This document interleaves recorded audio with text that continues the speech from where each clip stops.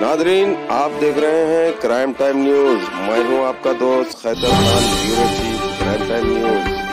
हर तरह की खबर से जुड़े रहने के लिए हमारे चैनल को लाइक करें, सब्सक्राइब करें और देखते रहिए क्राइम टाइम न्यूज। 1944 లో ముంబైలో ఒక షిప్ లో ఎక్స్ప్లోజివ్స్ ప్లస్ బిఎస్ఎఫ్ లేకుండా బి అంటే బ్రీతింగ్ ఆపరేటర్స్ ఇంతకుముందు ఆయన మాస్క్ పెట్టుకొని ఉంటాడు ఆ ఆపరేటర్ లేకుండా ఎంటర్ అయ్యడానికి ట్రై చేసినారు. దెన్ తర్వాత అబ్జర్వ్ చేసింది ఏంటి ఫైల్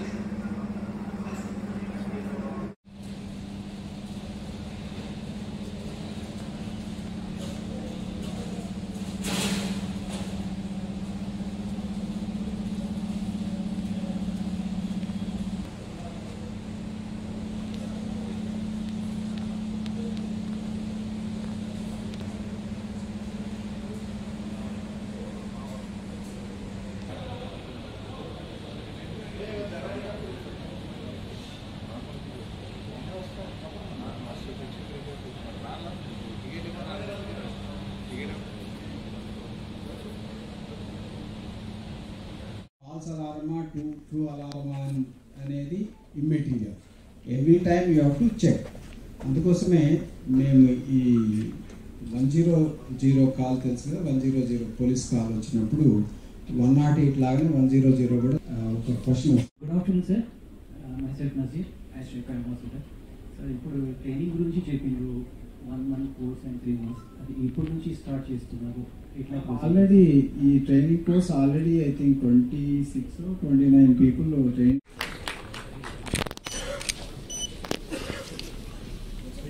అందరు కూర్చోవాలి. దీంట్లో లెసన్ ఏంటి, మనము ఈ ఫైర్ ఫైటింగ్ సిస్టమ్ ఎన్ని పెట్టుకున్నా కానీ అవన్నీ కూడా రెగ్యులర్గా మెయింటైన్ చేయడం అనేది చాలా ఇంపార్టెంట్. హాస్పిటల్ సెక్యూరిటీ వాళ్ళేమో ఈ లోకల్ రెసిడెన్స్ సెల్ఫ్ వస్తామంటే వాళ్ళని రాని లేదంటే యాక్చువల్గా వాళ్ళు వచ్చినా కానీ చేయగలిగేది లేదని నేను అనుకుంటున్నాను. చెప్పారు కానీ బట్ ఎవరు హెల్ప్ చేసేదానికి వచ్చేటోళ్ళని కూడా రానియలేదు. తర్వాత యూత్ కొంతమంది ఎఫర్ట్ పెట్టిన ఈ ఫైర్ సర్వీస్ వీక్ సందర్భంగా ఈరోజు యశోద హాస్పిటల్ మాదాపూర్లో ఒక వర్క్షాప్ని కండక్ట్ చేయడం జరిగింది. దీంట్లో ప్రధానంగా హాస్పిటల్స్లో ఫైర్ సేఫ్టీకి సంబంధించినటువంటి ఇష్యూస్ మీద డిస్కస్ చేసినాము. హైదరాబాద్ సిటీలో ఉన్నటువంటి అన్ని హాస్పిటల్స్ నుంచి కూడా కొంతమంది డాక్టర్స్, తర్వాత ఫైర్ సేఫ్టీ ఆఫీసర్స్ ఉన్నారు ప్రతి హాస్పిటల్లో కూడా, వాళ్ళందరూ రావడం జరిగింది.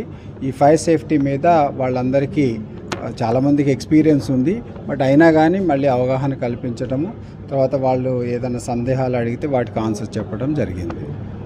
సరే, ఈ మధ్యకాలం జరుగుతున్న ఈ ఫైర్ యాక్సిడెంట్స్ నేపథ్యంలో ఎలాంటి ఇంకా అప్రమత్తత మన డిపార్ట్మెంట్లో జరుగుతుంది?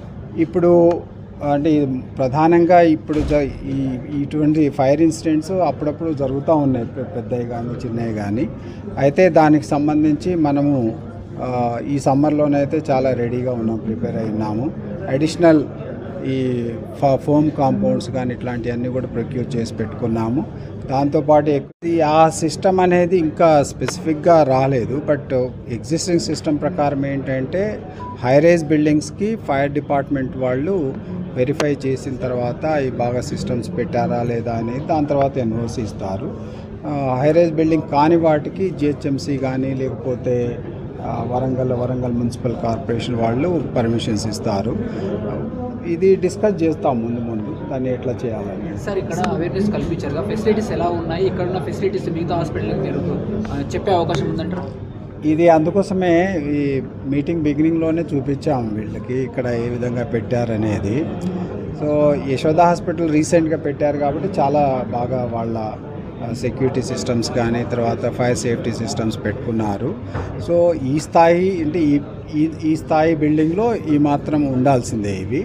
ఇటువంటి సిస్టమ్స్ని చిన్న బిల్డింగ్ కానీ పెద్ద బిల్డింగ్ కానీ వాళ్ళ స్థాయిని బట్టి అన్వయించుకొని పెట్టుకోవాల్సి ఉంటుంది. సార్ స్వప్నలో కాంప్లెక్స్లో మళ్ళీ షాప్ను ఓపెనింగ్కి జిహెచ్ఎంసీ అనుమతులు ఇచ్చింది. ఇప్పుడు ఫైర్ సేఫ్టీకి సంబంధించిన అన్ని ఎక్విప్మెంట్స్ సరిగా ఉన్నాయా లేదా తనిఖీ చేశారా సార్? యాజ్ ఆఫ్ నౌ వాళ్ళు ఫైర్ సేఫ్టీ సిస్టమ్స్ పెట్టుకోలేదు. ఓకే, కొన్ని షాప్స్ అంటే డేంజర్ లేనటువంటి ఏరియాలో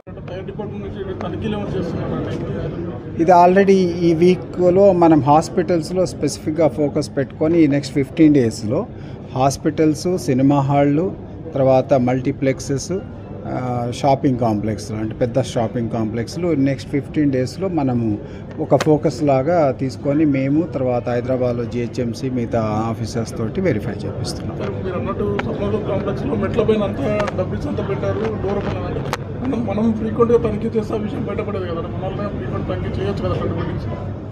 హైదరాబాద్లో జిహెచ్ఎంసీ లెక్కల ప్రకారం 2,50,000 బిల్డింగ్స్ ఉన్నాయి.